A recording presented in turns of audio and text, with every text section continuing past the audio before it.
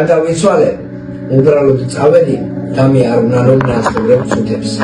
დედამიწიდან ზემოთ ავედი, ამას ნუ დააბრალეთ ნურცერts საფლავი ბნელი, სიჩუმით საუსე, დაუბოდიალება მკვდართა შორის. დედამიწაზე სიყავი ასე დაწერა გინდა თან უზამოვდის სიკვდილი მომწონს, არ არის ცუდი. და მე მხილავს ეს მარტოობა, წყნარად ხარ და შენებსაც უცდი,